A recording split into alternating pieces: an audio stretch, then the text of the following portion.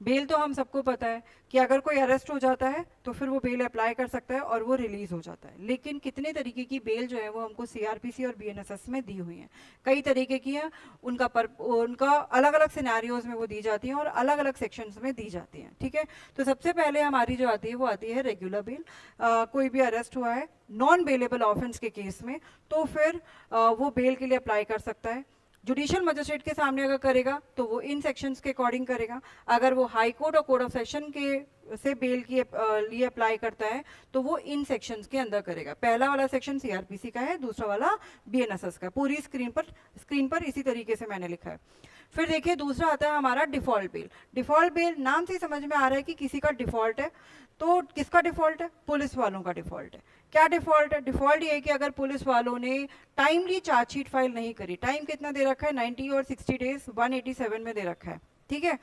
तो जो एक्यूज्ड है उसको डिफॉल्ट बेल पर रिलीज कर दिया जाता है। क्यों किया जाता है भाई? ऐसा है, सामने वाला क्या है? एक्यूज्ड है, कन्विक्टेड पर्सन नहीं है।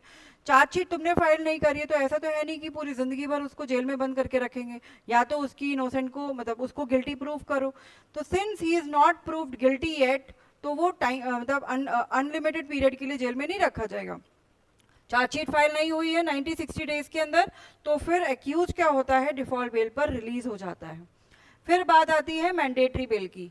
मैंडेटरी बेल ये हमको दे रखी है 436A सीआरपीसी, 479 बीएनएसएस। कब दे रखा है? ये अंडर ट्रायल प्रिजनर्स के लिए। अगर मान लीजिए कि कोई जो है 10 साल के पनिशेबल ऑफेंस के लिए जेल में कैद है, जेल में है वो, ठीक है। तो अब वो और उसकी जो ट्रायल है वो पेंडिंग है, अभी तक वो डिसाइड हुई नहीं है, लेकिन वो जेल में है ऑलरेडी।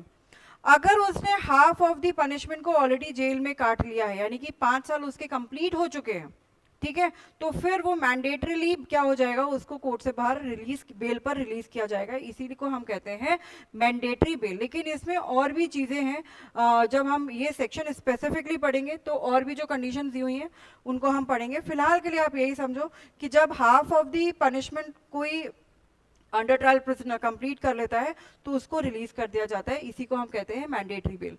फिर हमारा आता है bail in case of bailable offence. भाई अगर कोई ऐसा पर्सन है जिसने बेलेबल ऑफेंस किया है, बेलेबल ऑफेंस में as a matter of right क्या होती है? बेल मिल जाती है, ठीक है। लेकिन ऑफ कोर्स ये बेल बॉन्ड सर्व करने पर ही मिलती है।